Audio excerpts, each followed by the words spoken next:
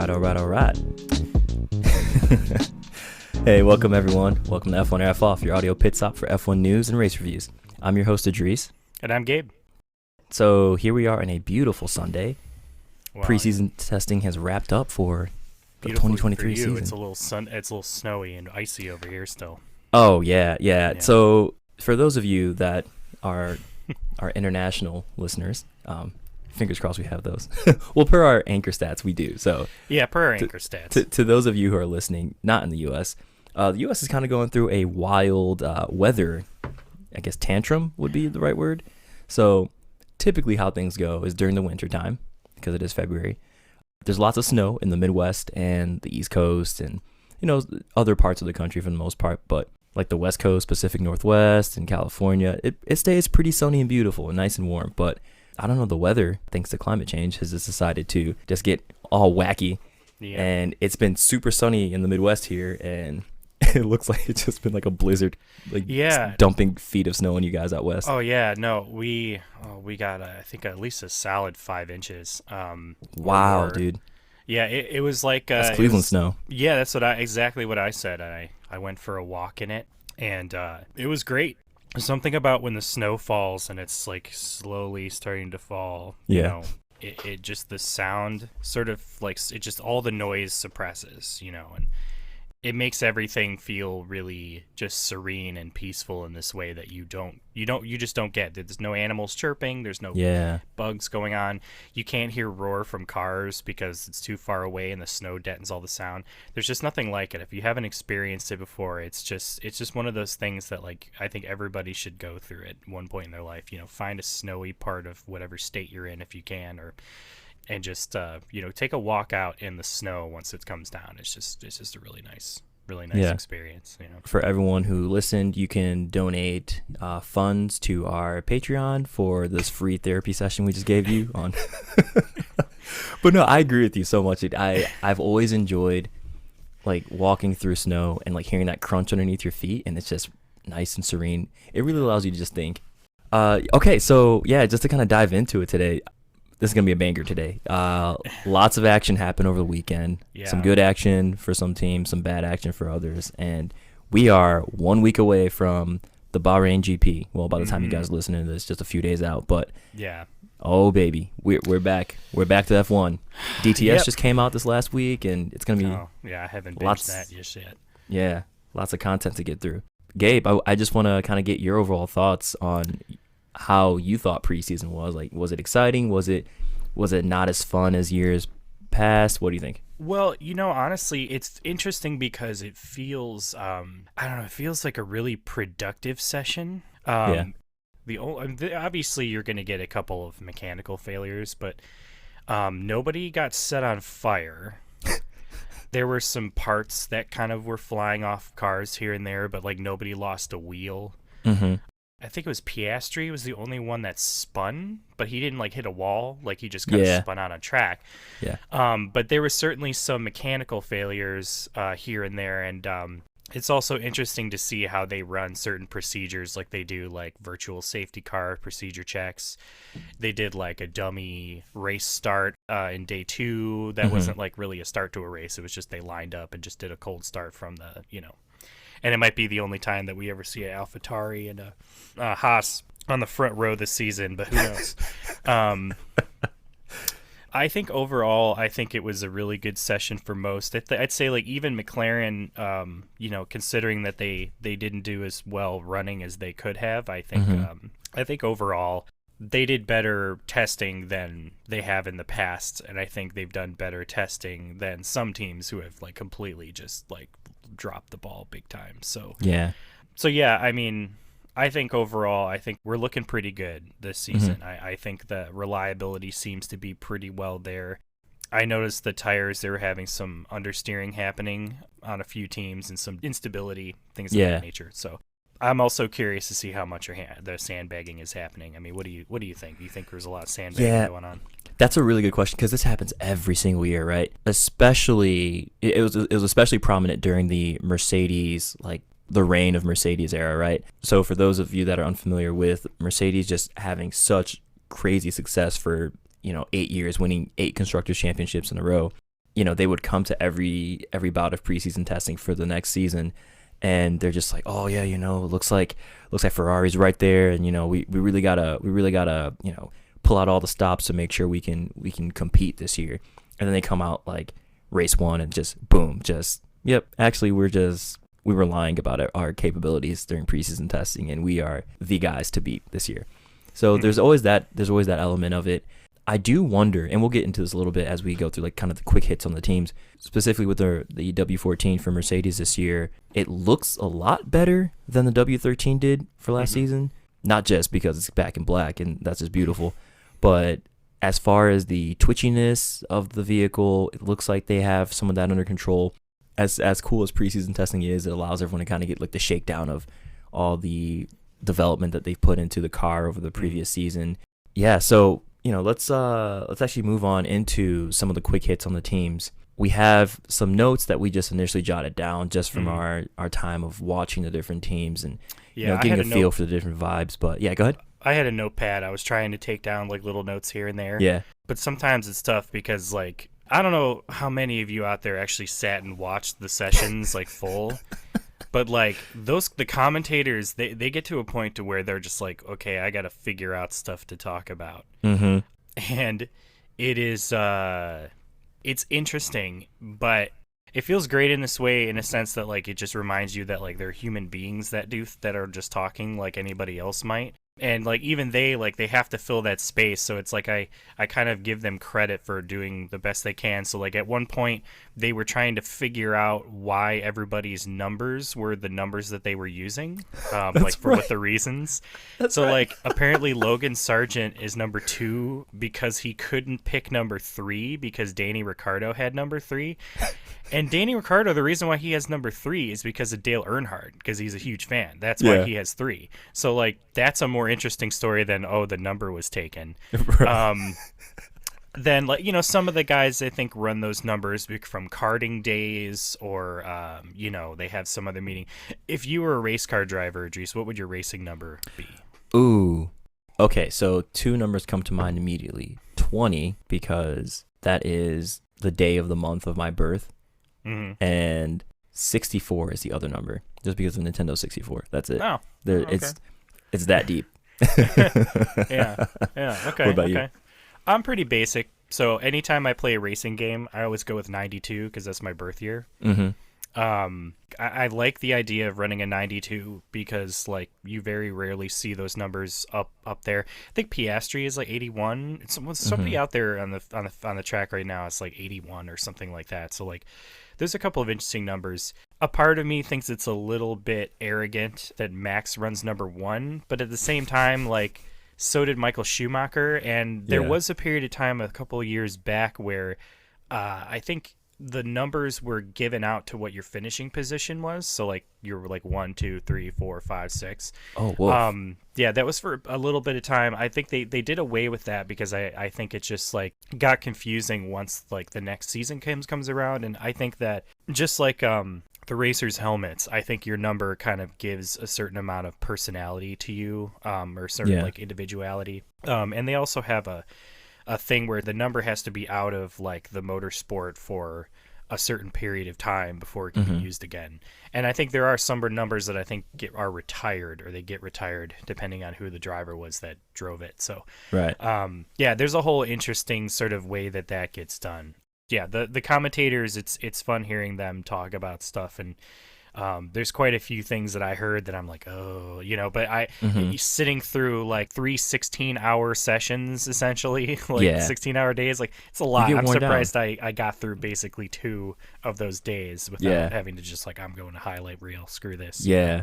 For me, it was kind of the same thing where it's like working in the middle of the week and it's like, I want to watch preseason testing, but also like I need to think about what I'm actually typing down in these emails. I don't want to just like, dear sir or madam, did you just, and Piastri spun out, because it's on my mind, right? Yeah. One interesting anecdote, the guys who, they all sort of rotate out of the commentary box, and some of them will, go walking around to the teams. And I forget who it was. Somebody had pointed out that This is an interesting technical thing too. So they pointed out that the Red Bull, when it had its nose off, that the Red Bull seems to, it's not completely confirmed, but they seem to have the drinks bottle for the driver in the nose of the car as opposed to the body, which is interesting technically because that, could basically help with the ballast of the car left and right, back and forth. Right. And so it's interesting that they put it there, but there's a couple of other things that I found out in that, or they talked about. One was apparently Max Verstappen fills his water bottle with coconut water, not just regular water. My man, coconut water is delicious and amazing. Yeah, I mean, sure, yeah. And having it in the nose assures that it's not going to get hot, because apparently that's the thing that happens. Like, if you're especially in a hot track, if the bottle is like towards the back near the engine, the liquid gets warm. They can't just do everything to keep it cold. Mm-hmm. And somebody said, I think maybe it was Will Buxton, it's not completely confirmed, but apparently, according to him, there was some interview, Damon Hill said in 1994 that in his Williams, this is like the most English thing ever, he had them put tea in his drink bag so that when it was hot and it would warm up, he would have tea to drink, like hot tea, rather than like hot water or hot energy drink or whatever. Oh my God. So I'm like, okay, that's kind of brilliant. And I'm going to say it's brilliant because you're still getting the water content, right? It's just flavored by tea, so it's more palatable when it's hot. Yeah. So, like, just imagine Damon Hill driving around like, all right, lovely tea there, Take a sip, and hold on, turn 3, let me take a sip of Earl Grey. Oh, that's amazing. I was like, wow, really? That's insane. And now I want to know, just like with the diffuser sort of conversation, which we had with our buddy Damon. Yeah. Not only do I want to know what essential oils all of the drivers would be using if they had a diffuser in the car, but I also want to know what everybody's drink is in their car. Like, who else is doing coconut water? I mean, there's got to be maybe a couple other drivers that are. I would assume so. And honestly, I think that is a great poll that we should give to our fans. In your drink container? Yeah, that's not a bad idea. We should. Yeah. I mean, I like Max's idea of the coconut water. First off, that's genius, because coconut water is really good at replenishing your like lost water content, right? So no, that's dope. Okay, Max. All right. That's it's like that's a choice. It's a choice. It is a choice, and also it is a Red Bull. Right. And actually, speaking of Red Bull, let's just dive into some of these teams that we have here. Sure. Let me I just gotta say, Red Bull, bruh, looking good. They are looking top of the charts again. Yeah. They just the whole like, oh, like we're gonna lose all this wind tunnel time. Like, I just know I don't think it affected them. I mean, not at all. The fastest lap was overall for the entire weekend, and it was Sergio. He did a 1 minute 30.3 second run, which is right. I don't know if that might be slightly faster than what the pole was last year. I know the pole was in the 130s. So yeah, right about there. Either they're right on the money, or if they're still sandbagging, we might see a 129 this year. Like, I wouldn't be surprised if we do. But yeah, I don't know. What do you think? What were your thoughts? Yeah, it was just impressive. It's really cool to see Max come into preseason testing just like calm, cool, and collected like he always is. But I think there was just like a different air about him this year. Like, I fully expect him to be at the top of tons of podiums again this year. Whether or not he wins, that's another discussion. We can talk about that in our expectations. But it's cool when you see a champion come in to the preseason. They're just like, they're cool. They're like, yeah, I'm not freaking out at all. Like, the car feels good. He looks comfortable. I am really excited to see how things go with Checo and Max this season, as far as who's going to be faster, right? Because as much as I think the general public recognizes that Checo is the number 2 driver, that's not how it starts out. Like, at the beginning of the season, right? Like, the teams are like, yeah, just race. And then as things progress later on in the season, they're like, all right, look, this guy's ahead of you in the points. Let's start making some strategy calls to put him out front, which makes sense. So if Checo can get a good first punch in, who knows? We could see Max looking a little uncomfortable and, a little on his back foot. Yeah. Red Bull seems to be a team that likes to, It's kind of hard to describe. It's like they like to feel like they are the overlord on a real-time strategy game. You know what I mean? Like they like to, and what I mean by that is like they're so unpredictable about what decisions they're gonna make. Yeah. And they're just so quick to let go of somebody or bring somebody else in if like they make some little mistake. And so I know there's a lot of speculation out there because Danny Ricciardo is sort of like waiting in the wings with Red Bull. Honestly, I'm glad that Danny is there because like I want him to be involved in the sport. I do feel like Danny Rick he feels right in a Red Bull. Like it just feels like it makes sense, you know. It's just like, you know, it's like coffee and cake. It just works. Max is obviously their golden boy. But here's an interesting thing. Will Buxton brought this up. I didn't think about this. In Drive to Survive, there was apparently a point, it wasn't like really harped on, but there was a point where like Sebastian and Christian Horner crossed paths when Sebastian was still with Ferrari. Yeah. And he told Christian like he's not, you know, he's having a hard time, like it's not going really well. And Christian told him, take a year off and then come back home. And when you hear that, you know Christian meant come back home to Red Bull. Yeah. And just imagine what would have happened had, after they dropped Albon, they pulled Sebastian back into Red Bull rather than have him go to Aston Martin. I mean, Sebastian very much could have been challenging for the title alongside Max, because we know how good that Red Bull was. Absolutely. We know how competitive it was, and we know how good of a driver that Seb is. We also know the kind of support he has in Red Bull.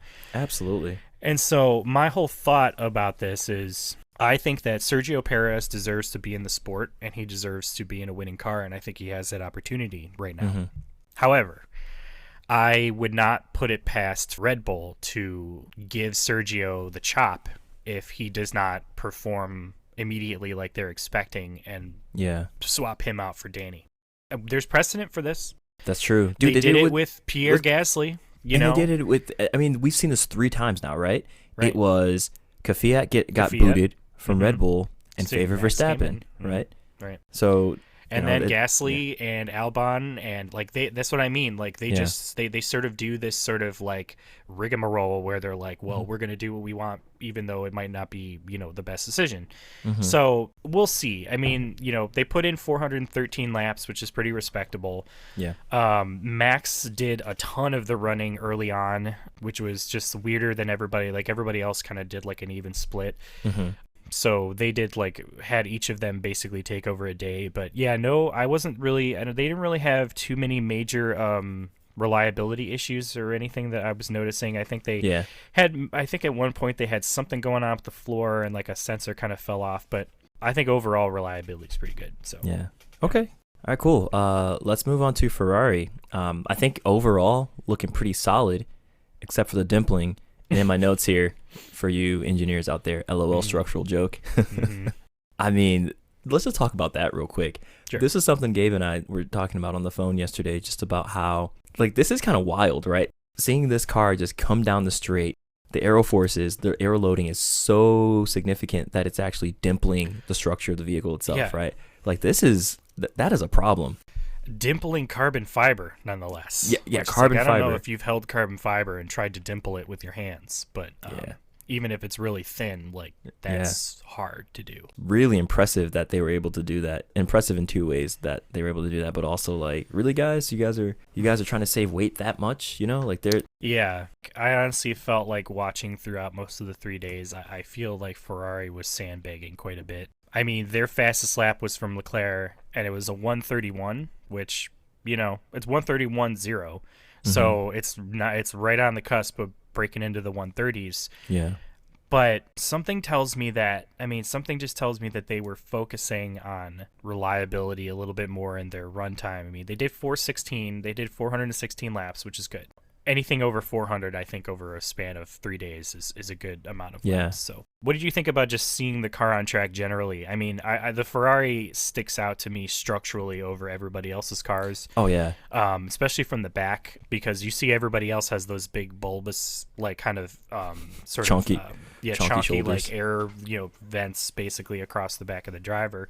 Yeah. But the Ferrari just like encapsulates back into the exhaust really, really well, and you see the little shark fins kind of sticking out of the back. It's a sharp looking thing, and honestly, I mean, it looks pretty quick. Yeah, I'm excited. I'm really, really excited to see the Ferrari on track, just because this kind of goes back to our livery episode where we were talking about when Ferrari just puts out a car and it's red, and they're just like, "Yep, this is our car," and if there's not a big fanfare around it, that tends to be when they do well, right? And I remember seeing a quote from someone similar to that, just about how, to the effect of what you said, right? And I think that could be this year for them. I would really like to see Charles and Carlos be able to compete on track against their rivals and not against their team, right? And I think from all the reports that we're hearing and tweets that we're seeing about how things are going internal to Ferrari, bringing on Vasseur from Alfa Romeo seems to be a good swap. So hopefully that rectifies some of the inter-team politics and struggles that they were facing, because the biggest rival to Charles' shot for the title last year was not Max, it was Ferrari. Ferrari versus Ferrari. Where's that movie? That's sort of an important thing. I mean, there was a lot of talk about sort of the mental health of the drivers, and I think a lot of that kind of came out of like Grosjean having that big crash in 2012 in Belgium, where I think the public really sort of came to grips with the fact that like these drivers are not only under stress from the actual racing, but they're under pressure from a lot of different things, like their team, marketing, their public persona. So I genuinely think that having somebody that you get along with, like I think the chemistry between you and your bosses and your managers I think those also really fuel success in this way. Yeah. I think is what makes it sort of magic. And what's interesting too is like you look at like Hamilton and Toto Wolff, it's like the same sort of thing. Like those guys, they've been through a lot together. They have a relationship that I think works well, and they're not like best friends, but they get along and they both know their duties, and they're both just complete professionals. So it is easy a team to self-sabotage just because it has a bad relationship with the driver. So absolutely, I'm looking forward to, hopefully Charles will definitely get what he deserves as far as like the support that he needs and everything this coming season. And I'm also hoping that Carlos gets the same as well, because he is a hardworking guy, very talented driver too. I think Carlos has potential to compete for a title 100%. So and he's a smooth operator, right? Yes, that's right. That's right. So those that don't know, Carlos just loves singing that song and referencing that song on the grid, and it's his hammer time. Yeah, it's just been associated with him. I guess the way he drives the car, it's as if he's a smooth operator. Speaking of hammer time, moving on to Mercedes. Yes. I think we touched on this earlier, looking a lot less twitchy and more structurally sound than the W13 as far as its conversion of engine power to tire rotation, hitting the rubber rubber hitting the road, and just taking advantage of its aero load. Typical Merc sandbagging. I don't know. George did have a mechanical issue. Yeah, it was a hydraulics problem apparently. Yeah, what did you think about Mercedes? I do feel like there was a bit of understeer happening on the car. They were running wide on a couple of corners. I think that George having that hydraulic issue slowed them down a bit, but they managed to get the car going. I credit Mercedes for basically building their own boat in a way. They're not like trying to copy anybody's homework. They're sort of doing their thing, and nobody's really copying them. Right. I think honestly, Mercedes is just such a they're such a well put together organization that even if they're having troubles with the car, they still manage it in this way.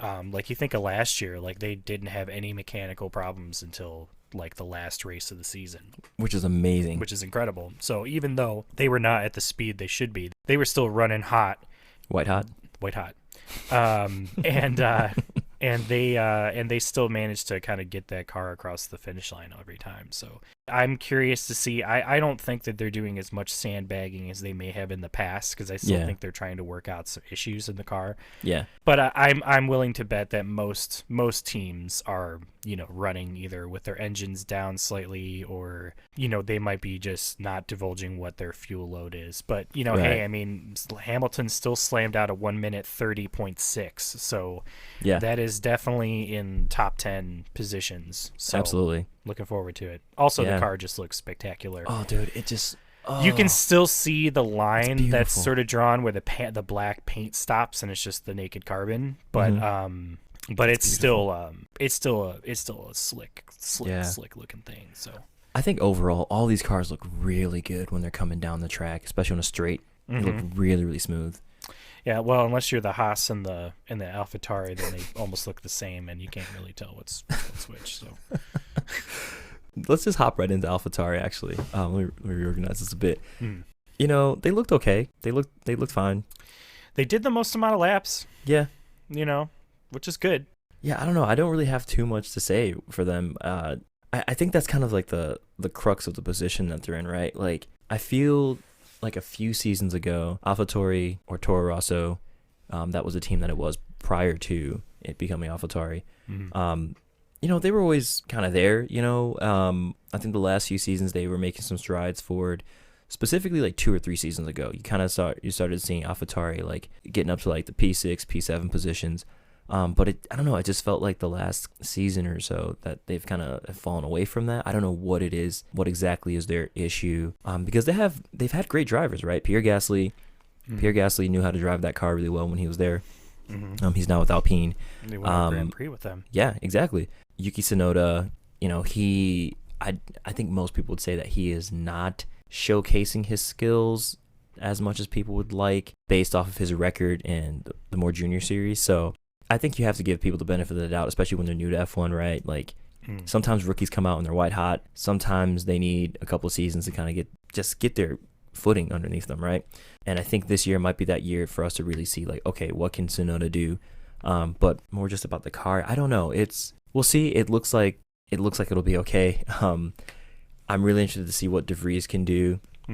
Because he did a great job with the Williams last year when he subbed in for Albon after he had that surgery. But yeah, I don't know. I feel like I don't have a good feel for the AlphaTauri. I think once we see the first race or two, it'll shake out, and we'll be able to make better predictions about where that'll kind of fall. Yeah, I mean, so here's a couple of good things, I guess you could say, for AlphaTauri is Nick De Vries was the second in mileage as far as his running, which is good. Yeah, I think I'm trying to remember who it was. One of the commentators was saying that I think it was maybe Jackie Stewart had the same sort of feeling about Max Verstappen as he does for Nick De Vries. Like, sort of like felt like the potential for Nick De Vries to be a really advanced talent in the sport is fairly high, which is great. The other thing that I think kind of fascinating, and this is a little bit of a theory, but AlphaTauri has a lot of paint on the car, right? We're seeing a lot of the cars doing the exposed carbon. I think part of the reason for that is because Yuki Tsunoda is only 5'2", and Nick De Vries is 5'4". So they're little dudes. So I think that like they could get away with more paint on the car because the drivers aren't carrying as much weight to, so they could meet their like kind of weight. There's also apparently, because there's only like a 2-inch difference from them, like they still had to sort of retrofit the car between sessions to fit both drivers because like there's a bit of a size difference. But like I guess it's really lucky that Nick De Vries is only 2 inches taller, not 6, so that they'd have to really do like big seat modifications or whatever to get them to fit into the car. I'm curious to see what AlphaTauri does. I wasn't really blown back by their performance. Yuki did the fastest lap, which is a 1:31. I think that was like good for the 6th fastest lap. So, we'll see. Hopefully AlphaTauri will they'll look as sharp as the decorations on their wheel covers as it kind of flies through the track. They look like saw blades. It's kind of cool. They do. They really do. Okay, let's move on to a team that I think is near and dear to your heart due to your boy Fernando Alonso driving for them, making the hop over. Aston Martin, I am really excited to see how it goes for them. But I want to hear your thoughts because I know there's been a lot of speculation about Fernando and what this move potentially could mean for him. So what are your thoughts? Okay, I'm a Fernando stan. Oh, of course.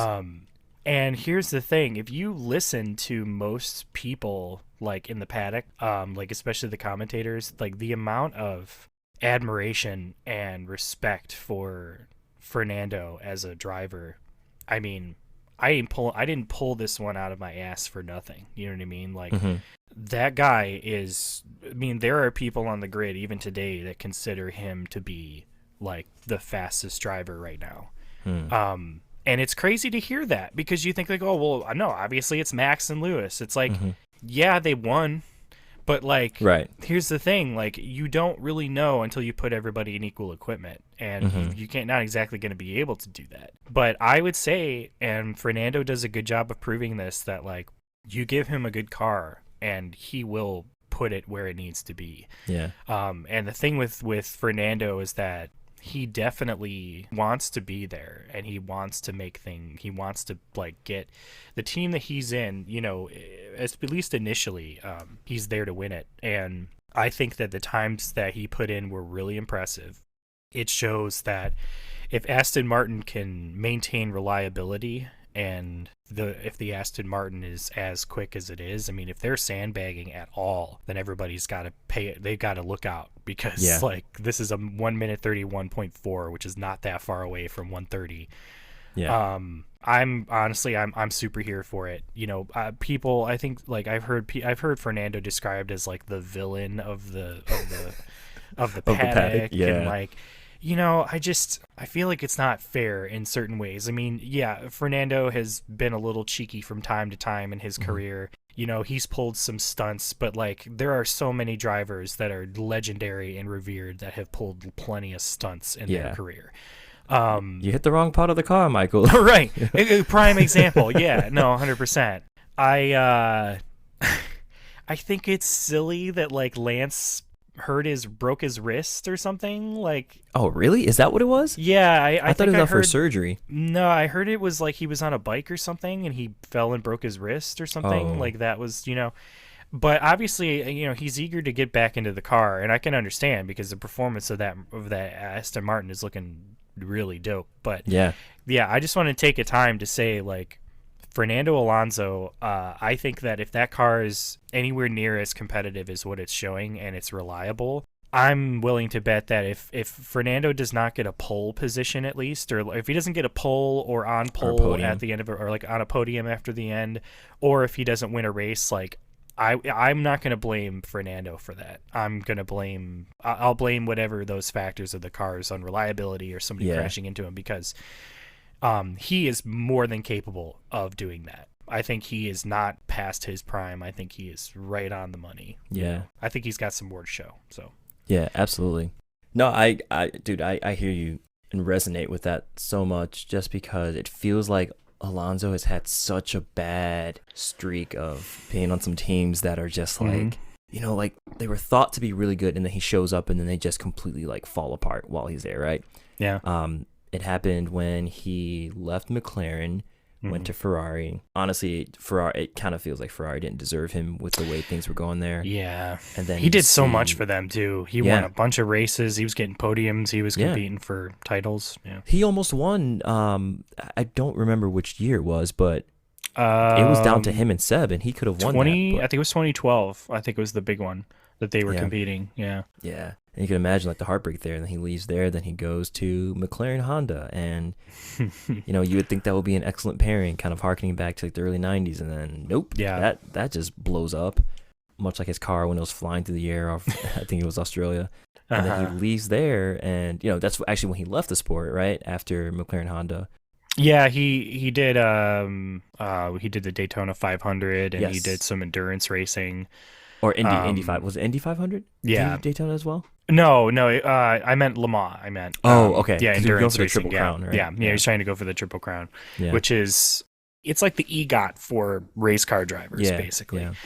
Yeah. But I mean, generally with the Aston Martin performance, what do you think? Are you excited for it? Do you think they're sandbagging that much? I don't know, and that's part of me feels like I don't think they're sandbagging because I don't think they're a team that can afford to sandbag just based off of like previous year's results, right? So for them, it's kind of like, what do you have to lose by showing everything you can do and maximizing preseason testing time that you've been allocated, right? I think one of the biggest things to take away from this, though, is that surprise, if you have a lot of money in this sport, you can do really well. The reason I'm saying that is because Aston Martin, they built a giant wind tunnel testing facility. Started building a few years back. I think it was done for this season. I'm not sure. Or is it still in process? The commentators were talking about it, and I think they were saying that it's still like it's like nearly complete. I'm not 100% sure. Like, but I mean, for sure they invested a lot in their infrastructure. Yeah, for sure. But I would agree. I think that obviously having money to develop a car is definitely a big part of that puzzle. Right. And, mind you, we don't know what elements of this car have been in the works for years and years and years now. You know what I mean? Like maybe there's something Aston Martin has been working on that was finally able to be deployed for this season. I mean, how likely that is, I don't know. Probably not very. But there is that chance that something was being developed for a little while there. I know it typically happens the year prior where they're able to, take a look at the car in its current form and then kind of make some tweaks, that kind of thing, get the car up to a certain point, stop development for that year's car, start focusing on the next year's car, right? But maybe there was some kind of design philosophy that they had in mind that they wanted to deploy for this year that they were finally able to kind of rectify or actually properly implement to rectify some of the problems that they had with last year's car. Yeah. So it's interesting because I think last season they had two designs, right? They came out with their first like A design, which was super boxy as far as the side pods went, the intake side pods. But their B design looked pretty similar to that of Red Bull. So I think halfway through the season, or maybe like a quarter into the season, they switched over to their B design, their B spec car. And it looks like this year they're kind of staying in line with that B spec and introducing some elements from other competitors. So we'll see how it works out. But yeah, the performance of the car, it looks like it's right there. And honestly, Mercedes might have something to worry about as far as Aston Martin sneaking up on them. And who knows, maybe even Red Bull, Ferrari, who knows? Yeah, it also looks really good on track. It does. It is a sharp looking thing. That green is really nice. They did whoever their car aesthetic designer is, they did a really great job. Yeah, no, the green looks fantastic. It looks super fast just sitting still. I also like the little stripes around the wheel covers too. It's a sharp looking thing. That's why I said, like, in our library episode, I said that was definitely one of my top, just because it just looks like a good race car. So I feel that. Speaking of other interesting looking cars, the Alpine. It's a segue niche today, Yeah. So the Alpine, less porpoising for this year, it looks like, which is good. Porpoising is not good for your health care plan and will destroy your lower back. If you or a loved one has been experiencing porpoising, you might be entitled to financial compensation, not from the FIA though. Call 1-800. I have some back pain and I need cash now. Call the FIA. 877 porpoising. Yeah. Yeah, I like that. But you'd also have to throw in a line there like, no political statements, those are banned. Oh my God. That's a whole other thing. Yeah, that's a whole thing. We'll talk about that because I'm curious to see how the drivers tackle that going forward, because somebody brought up a point. If Formula One is not meant to be political, then why do you have military jet flyovers and play national anthems and race in places that have really bad human rights violations? Yeah. Don't give me that. It welcomes it. It's the nature of sports. They've been used to be political for forever. It's inevitable to stop it. So yeah, they call it sports washing, similar to like whitewashing or greenwashing. Yeah. Sports washing is a real thing. FIFA does it really well. And it hurts because I feel like when you kind of start diving into those things, it just looks bad, It just looks really bad. Yeah. Well, speaking of washing, I will say that Ocon had a hard time like washing off the understeer from his car as he was coming around some of those corners. Is I don't know if you noticed that, but he was wrestling with that quite a bit in some places, which is not great. I mean, the porpoising, good. Like, I'm glad they've kind of got that under control, but like, the car still feels like a little bit of a handful going on. I think Alpine is, I think for the most part, I think they're, I think they're doing okay. They did their total laps was 3:53, so not that much. Pierre Gasly's fastest lap was in the 1:32s. So honestly, they were not really doing that great. It stayed pretty low key. I think the biggest thing to take away is like they had a couple of issues, but really not like anything major. Just a couple of small headaches reliability wise. Other than that, like I think they got in a solid amount of running, but I feel like they probably could have done more. So who knows? Maybe they were just kind of keeping things low key and just sort of not trying to push the limit too much. Yeah. What did you think about how it looked out on track when you saw it running? Just speed or just visual? Yeah, the Alpine was actually one of the cars that I didn't see a whole lot, just due to when I was watching. But I think it looks good coming to you. So kind of harking back to our livery episode, that blue and pink with the black, how they kind of use that to separate and accent the car, looks really nice. I'm really glad to see pink back on the grid. I really wish that they were running the pink livery for everything. I think that would actually would look much better on track versus this like French Alpine blue. I mean, it looks good, but the car looks decent. I think I'm excited to see its performance for the season. I think that the blue is definitely, I mean, that's like Alpine, that's like their trademark sort of blue finish. I would say like I think the pink is good. The BWT logo is really just big. It'd be nice if it was a little smaller. It's just a little bit too in your face. It is. But I think that if they ran a pink car and then just had like the blue decorations on the wheel rims, and then maybe like a couple of streaks of blue through, I think would be it'd be pretty good. But honestly, at this point, like, the cars are going to be what they're going to be. So exactly. I'm curious to see what the all pink ones look like when they race those. And I'm also curious to see how, all of the people freak out about the fact that they're pink because they're insecure. So we'll see. I mean, could you imagine if an Alpine pulled like a 1-2 on a race where they had like they're all pink cars? Like they'd just be like, okay, well, clearly Alpine's just going to be running pink for the rest of forever because it's just going to end up being like some sort of good luck charm or something, Yeah. So. And next up on the list, we actually have Haas, and that's really funny because Nico Hülkenberg is driving for them, and he is... He's well known for being super in his feelings about that kind of stuff. So let's start with him. But what'd you think of Haas? And maybe we can let's dive a little bit into the personality that is Nico Hülkenberg. Well, one thing I can say, there is a clip from the first season of Drive to Survive that has not aged well at all. And it was when they were interviewing Nico Hülkenberg, and I think Will Buxton asked him about Haas, and he was just like, Haas? Who are they? He's like, oh, it's an American team that's on the grid. He's like, oh, there's an American team on the grid. Oh, I didn't know. Oh, did you know? Like he acts all like coy about it. And I sat there and was like, dude, you're racing for him now. So I don't know what kind of shade you were throwing their way then, but like, you better eat those words, Yeah. I remember watching Hülkenberg throughout the many years like that he was racing in Formula One, getting all these, putting all these races in. I remember for a long time, when was it? I think it was either when Massa was leaving Ferrari or even, I think maybe even when Fernando was announced to be leaving, there was a lot of like, who's going to replace them, blah, blah, blah. And I remember David Hobbs, who was the commentator on, it was Speed, and then he was the commentator for when NBC Sports took over. And I remember he was a big fan of Hülkenberg, and he thought he had a lot of talent, and he thought that Hülkenberg should have been picked up to run in Ferrari.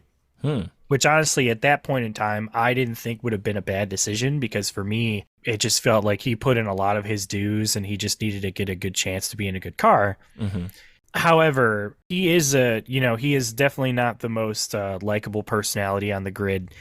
I think it's hilarious that him and Magnussen have such a rocky past. Yeah. As like competitors and like personally, and now they're both in the same team, and it's just like, Yep. there's one or two ways this is going to go. Either this is going to be just a nothing burger and nothing will happen, or it's just going to be a episode of the Real Housewives of the paddock. You know, it's just going to be like people throwing wine in each other's face, accusing each other of cheating or whatever. You know, it's just going to be a like just wild. So for you NBA fans, that is the equivalent of the '04 Lakers. So I'll leave it there.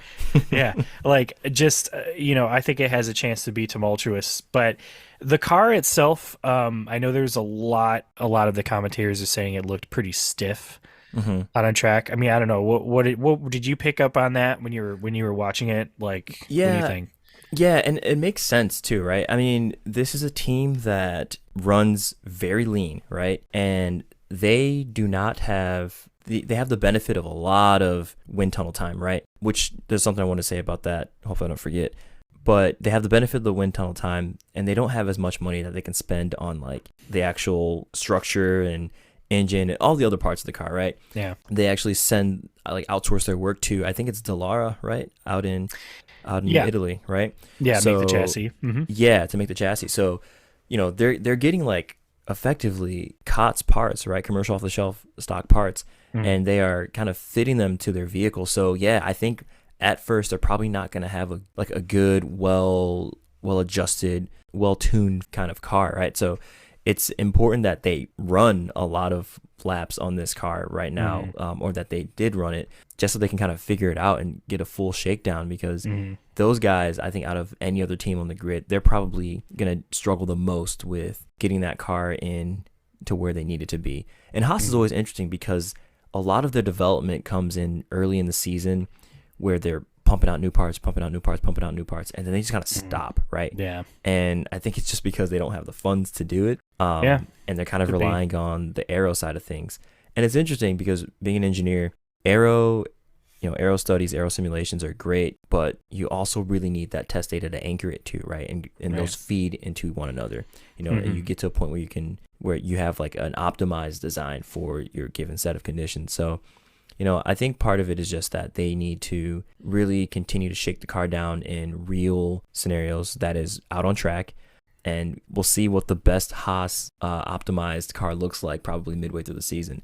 Yeah. I wanted to go back to what I was mentioning about them having all that CFD time. There were some really interesting winglets on their front wing. A lot of the commentators were talking about that.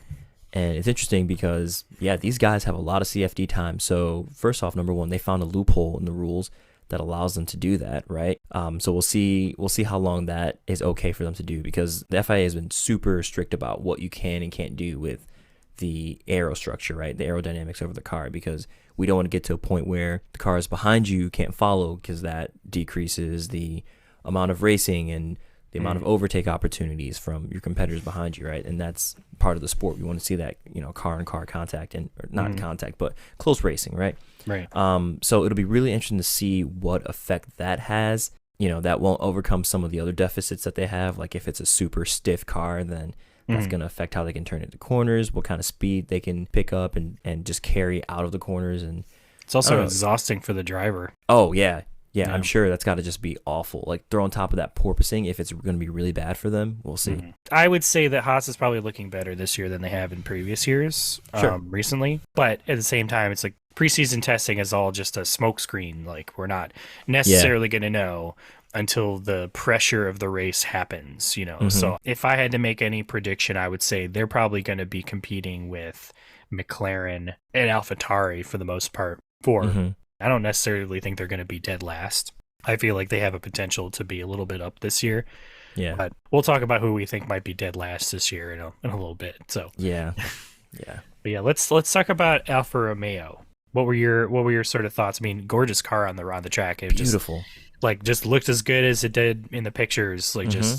And I will say that Zhou Guanyu put in quite a bit of a performance. And I think that car has a pretty good amount of potential. I mean, Valtteri Bottas, his fastest lap, 1:30. He's right. It was Alpha. I think it was Alpha, Red Bull, and Mercedes. I think were the only teams that popped a 1:30. I think everybody else was 1:31s the rest of the way. Wow. So that's pretty good. That is really, really good. Yeah. I think the Alfa Romeo, first off, you're not mixing it up with the Ferrari. I know there have been concerns about that. Like, Oh yeah, no, the absolutely Ferrari looks not. like a Ferrari. Yeah, absolutely not. If anything, the Alfa Romeo almost looks like, because it has so much black, it almost feels like for a second you're like, is that the Mercedes? No, wait. Yeah. Like the Alfa Romeo and the Ferrari look completely distinct from each other. Yeah. Absolutely no way to mistake either of those, especially with the red rims. Oh yeah, yeah. It's just a really clean looking car. Yeah, I am excited to see this car at the first race. I think the problem right now is that for Bottas it sucked because he had two major incidents, right, that caused 2 red flags, right? So for him, he wasn't able to really get the time in with the car that he wanted to, or would have liked, right? Because it's all about the laps. Yeah, it looks like so the 2 red flags, one was Joe Granu when he stopped at the end of the pit lane because there was some clutch problem they were having because he tried to do a practice start, and they had to like wheel him out of the end of the pit lane back into the garage. And then the other one was Valtteri pulling over with a power unit failure. So so that's the thing. It's like they pulled over, and like I feel like what they were able to fix problems that they had. I'm so glad that nobody caught on fire and nobody had some major accidents going on. So that's I think at least a encouraging sign. They also clocked in 402 laps, which I think was good. But that's good. I personally think the Alpha are going to be giving people a run for their money this year. I wouldn't be surprised if like you said, they start poking at Mercedes a lot more. Could you imagine if like this year all of a sudden it was like Alfa Romeo and Mercedes duking it out for like the championship? Like that's what I like about the sport. It's like you never know what's going to happen. Like sure, the Red Bulls look fast, but maybe this is all they got, and like that was like the wind tunnel could only do so much for them. Like who knows? I don't think that's the case. I genuinely think that Red Bull are probably going to be just up at the top like everybody else. Yeah, absolutely. So we have 2 teams here, and I'm wondering if we should talk about them at the same time. Sure. Yeah. The reason I'm saying that is just because they seem to have run preseason tests in the same way. With that said, I think there's one team here that stood out from the other as just having like a giant like stop sign over it, or just big question mark, and that is McLaren. Folks. That is McLaren. In my notes here, I just typed Wolf. They are the biggest surprise of testing, and not in a good way. This hurts. I don't know what's going on with McLaren. Especially coming from a McLaren stan. Yeah, I really like McLaren, and this hurts. I'm not happy to see this. My boy Lando is not being he is not being given like a golden chariot. 1 minute 32 was his fastest lap. What is that? It was like almost 2 seconds off the quickest lap. That's really bad. And like a second in Formula One, everyone is not. That is, if you're a second off, that's bad. That is like, what are you even doing? that's like a Ford Windstar showing up, and just. And honestly, the amount of money that like a 2-second gap would require in some cases is just like millions. You know what I mean? Yeah. Well, McLaren were definitely having aero issues, and they were definitely having issues with apparently parts not being manufactured well enough to where they were like they had to do all these like hot fixes on the mirrors and like patchwork stuff together, and it's like the other thing too I will say is I think you mentioned it in the livery episode. There is a little bit too much Google Chrome going on in that car. It's on the front wing, it's on the side of the car, it's on the wheels, it's on both sides of the bulkhead behind the driver, it's on the halo hoop. It's like, man, like how much money did Google give you? Man. Like they must have been a lot, because to have that many places on your car painted with a Google Chrome logo, like geez. Really, really tough to see. I mean, they only clocked in 312 laps. I think that was the lowest of anybody. Yeah. They've definitely, I think, had more disastrous ones. I mean, honestly, thinking of Fernando Alonso, there were a couple of preseason tests where he literally crashed their car through some mechanical thing breaking, or, there's one year, I think the tire just like blew up or flew off or something. Sounds about right. And so, like, I'm glad they at least had to botch the parts together rather than having to, like, repair the whole car. I think that's the thing I'm really happy generally with the practice sessions this year was that, or the testing sessions, was that nobody had such a major accident that it was going to cause, like, a full rebuild of the entire car, or that they had to miss the whole session because they couldn't fix it, Yeah. So I'm very grateful for that. I think that that's a good thing to take away. But yeah, McLaren definitely the lower of the running here. But So this is an aside. This is not a car comment. This is more about Lando and the talent that they have.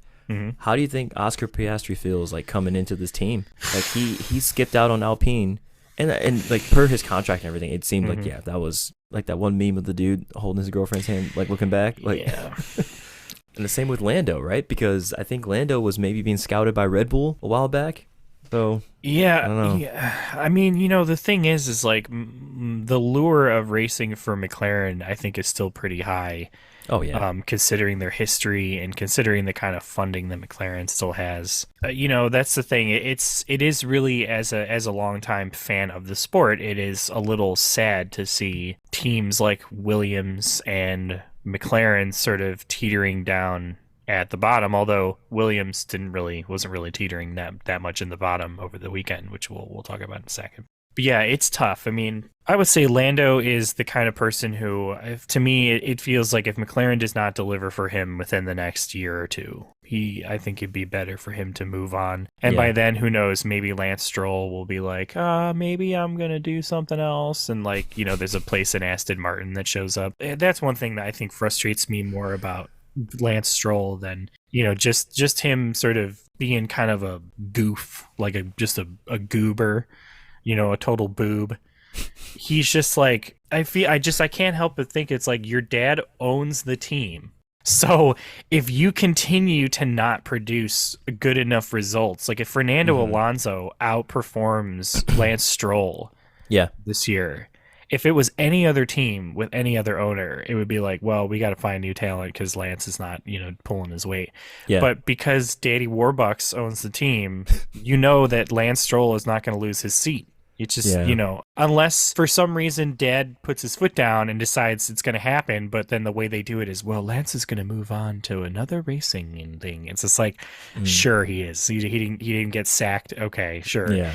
The commentators were talking about that too. They were talking about how really, I didn't hear that part. Not that specifically, but they were talking about how like drivers, you want like the age and the funding should not matter because you just want to have the best drivers out on the track that you can possibly get. And I think that's sort of a problem when you have somebody like, I mean, I'm just going to say it. I think that there are probably many, many, many more talented drivers than Lance Stroll out there that would love to be able to get into Formula One, but can't because there's not an open seat because Lance is not going to leave. Because his dad owns the team. Yeah, and honestly, too, why, if Lance does leave, what reason would Lawrence Stroll have to be there, right? Like, would he...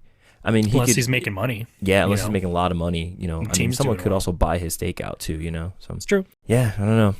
Let's talk about Williams because Williams I want to end on a little bit of a higher note because Williams had a really, really productive session this weekend. 439 laps completed. That's really good. Really good. And Logan Sargent did the fastest lap. It was still a 132. I'm not surprised, because, Williams has not been the fastest. But yeah, and still a lot and he's of a rookie too, Of course, yeah. Totally. Yeah. They had some issues with the electrical problems. So but other than that, their reliability was pretty top notch. I also loved that Alex Albon had a moment where he was with the commentators and you got a chance to chat with them and he was joking around with them and stuff. And it really Alex Albon is such a nice guy. He just feels wholesome. Like a dude you'd want to just hang out with because, he doesn't feel like a driver. He just feels like a guy they just put in the car off the street, but he just happened to be really, really fast. So yep.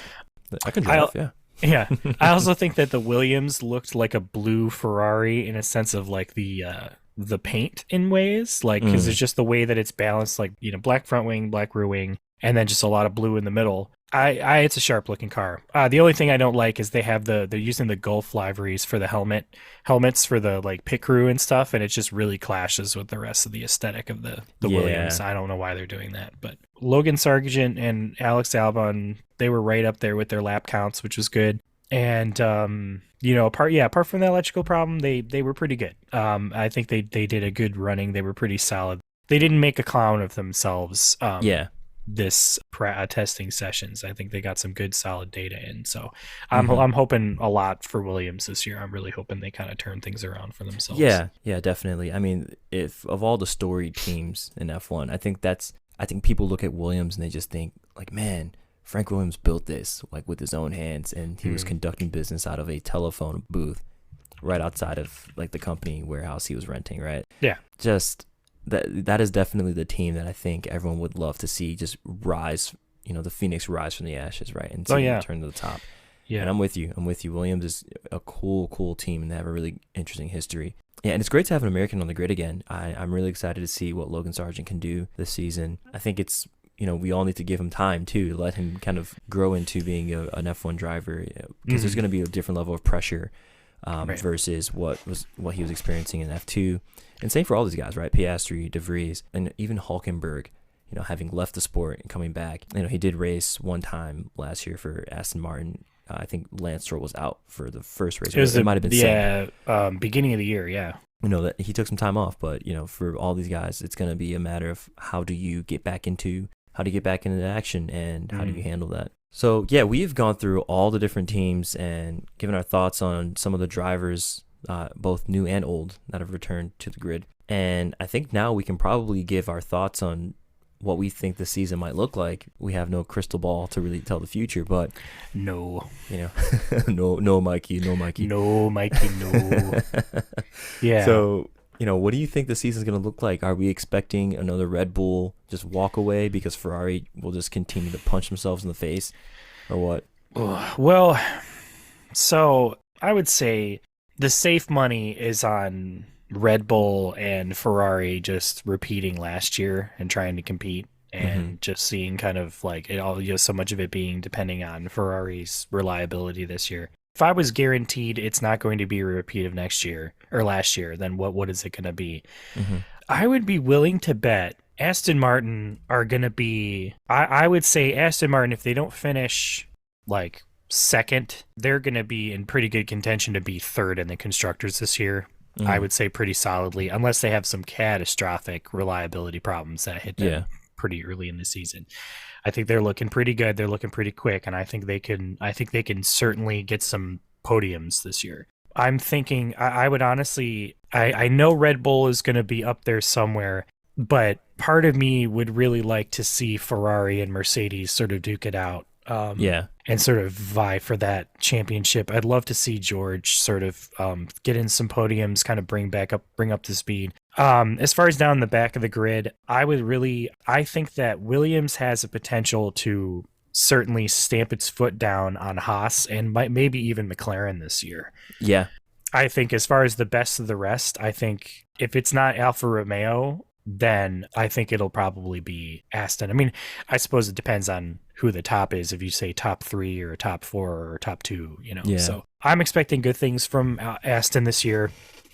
I'm also hoping for an Alfa Romeo podium or pole position. Yeah. I am not expecting McLaren to recover from this, which is sad. So yeah. What do you think? I'm with you. I really do agree about Williams kind of rising through the ranks and kind of reclaiming some of their former glory. McLaren, though, dog, I don't think it's gonna be pretty for McLaren this year, and it really hurts because I think we're gonna see a lot of. I honestly, this hurts to say, but I think we're gonna see a lot of like P14, P15 McLaren finishes this year. Seems like it. Yeah, maybe it's too much of the doomsday scenario, but I don't know. I don't know what's going on. Do they need another team shakeup? I don't know. A lot of people online are saying that Zach Brown is the issue with the team. I don't know if I agree with that.